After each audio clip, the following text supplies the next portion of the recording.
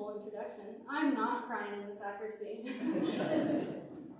As they said, my name is Rachael Baca, and it is a pleasure to be speaking with you all today. Or at least, that's what I keep telling myself, because truthfully, I'm really nervous to share my faith journey. But, as I've been shown, it is worth sharing.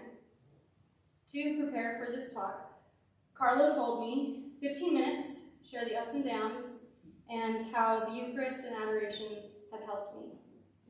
To put it simply, the Eucharist and Adoration are why I'm still here. For longer than I can remember, I have dealt with anxiety. I've always been worried about upsetting others and not doing my best. I've been afraid to mess up and deal with the potential feedback of being bold and putting myself out there. So it's a very complicated thing when you know exactly how something could go or should be, but being too afraid to use your voice. As Selena mentioned, I am a parishioner here at Our Lady of Guadalupe. I grew up with my family, mostly attending Mass at San Clemente, but coming to church here with my grandparents. Rebecca and Anselmo Cordova were the truest examples of servants of God. And this is ironic, because if they were here today, they would have sat right where my mom is and my aunt. That was their spot. There is no talking about my faith journey without mentioning my grandparents and my family. My family is one of the best parts of my life, and my grandparents paved a way for us to know that life is not much without God at the center. When I was younger, I was always at my grandparents' house, and while my sisters were at school, I hung out with them. And this meant that wherever they went, I went. This meant Legion of Mary meetings, daily Mass, rosaries, visiting all of their friends. It was my grandma who taught me how to pray. Pray in the morning, when you wake up, before you leave the house, when you get home, and before bed. She would tell you to offer it up, the good and the bad. And as her way of saying goodbye, she would make the sign of the cross on your forehead and say, God bless you, and make you a saint.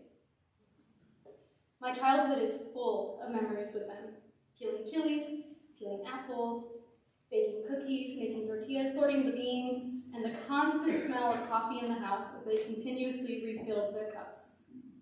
When I was in middle school, we began attending Mass here in Peralta so that my sisters could finish their confirmation. It was at this time that I made one of the best choices ever and joined the 1115 choir under the direction of Janet Vigil. I originally joined the choir to get better at clarinet, and I did, but more than that, I gained a deeper understanding of the church. Janet took the time to really explain what we were doing and why. She would bring me to practice, and she transposed all my music, and she would do this for everyone. Now that we were older, with my older sister being in high school and starting to drive, we didn't spend as much time at my grandparents' house. But being in the choir and going to Mass here made sure that we always got to see them. And as an added bonus, my grandma and grandpa got to hear my sisters and I play our instruments. Okay, so up until this point, everything was going just fine. But it was at this time that I began to struggle with depression. From 8th grade to my freshman year, things only seemed to get worse.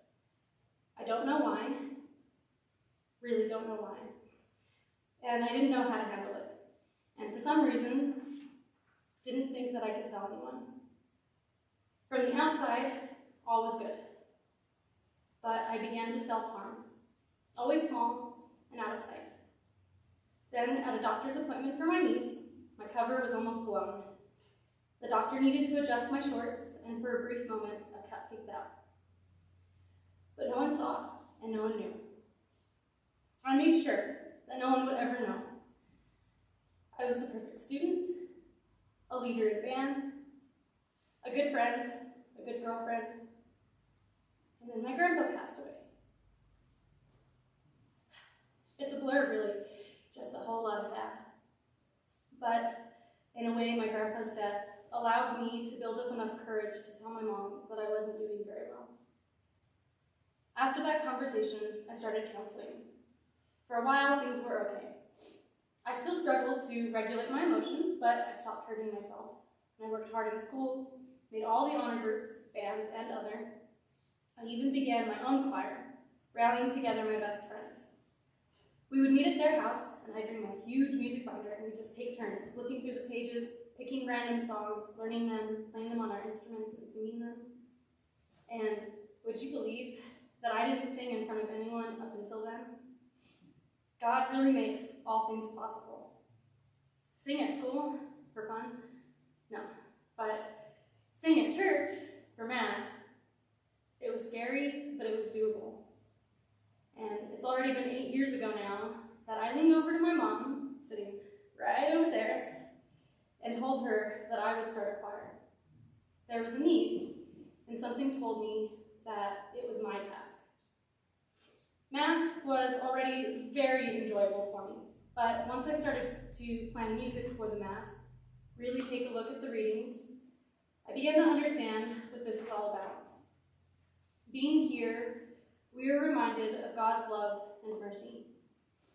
And being involved, I get the honor of helping others to understand just a little more how great our God is. Now, I wish I could say that things stayed fine, but my senior year, I found myself struggling more than ever. My mind was just so unkind to me. There were many days where I didn't want to be anywhere. It's not that I wanted to die, just not be here. One afternoon, I found myself at a park.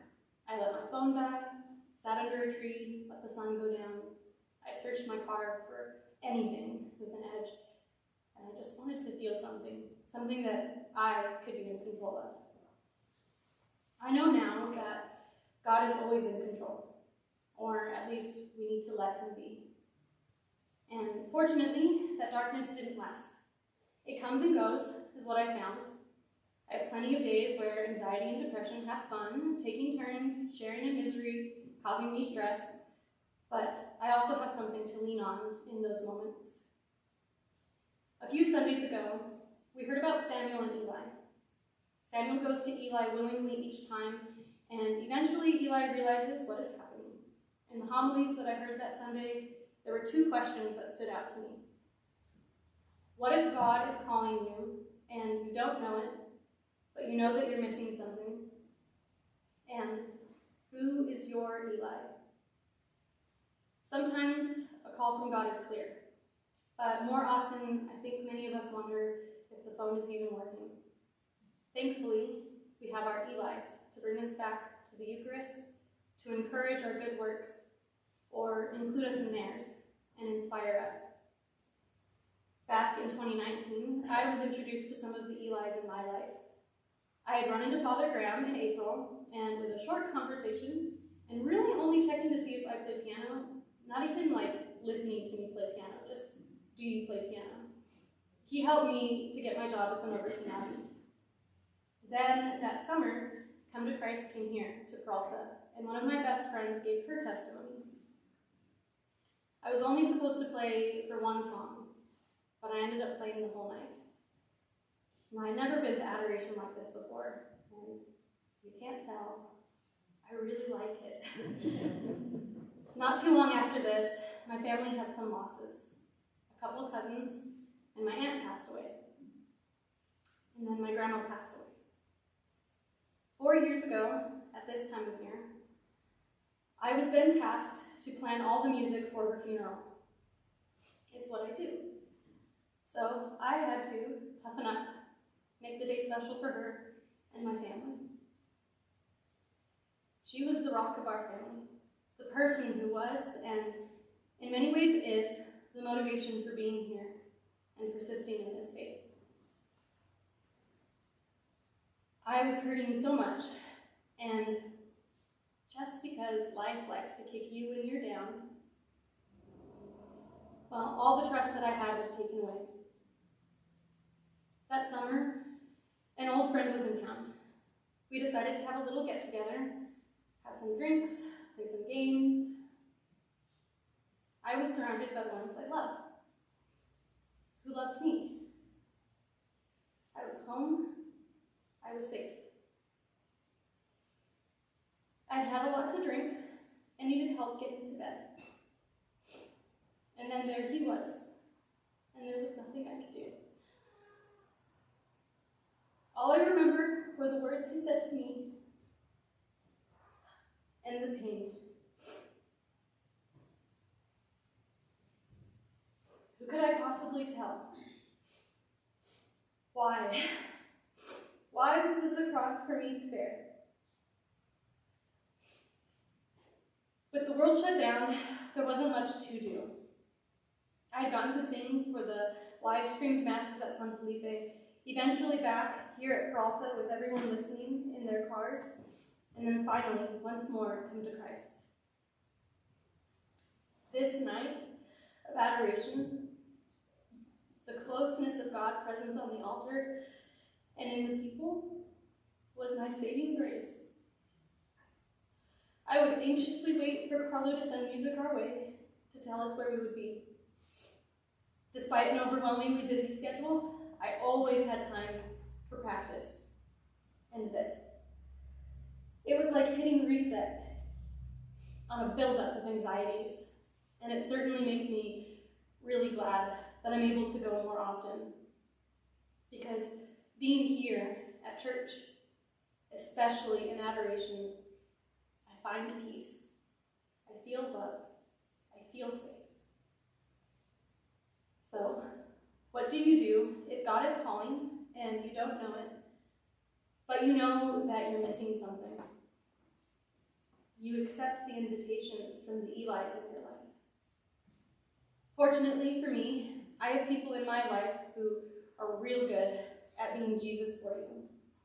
My ACT sisters, who reminded and continuously remind and help me to see my worth, and my good friends, who persisted in wanting to include me. It's because of an invitation, one that I kept declining, but would say, ask me again, that I gained a new community of young adults who challenge me to be better than I have been and teach me more about our faith. It's because of this group that when the trust I had worked so hard to rebuild was betrayed again, that instead of acting poorly to cope, I went and surrounded myself with their company. For all that I am, all that I think, do, and say, I pray that my life be a testament of how adoration and happily including yourself in the body of Christ can transform your life. I never fell away from the church.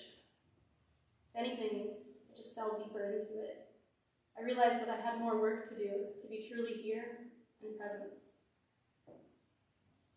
So this is my invitation to you, that in your darkest moments, if you're feeling lost and unsure, just come to church. Sit with him for a while. And if you need someone, I will happily sit with you under that tree until you feel strong enough to get back up again. In a moment, when the Eucharist is exposed, I encourage you to really let yourself be here, be present, and to give it all to him. And as my grandma would say, God bless you and make you sing.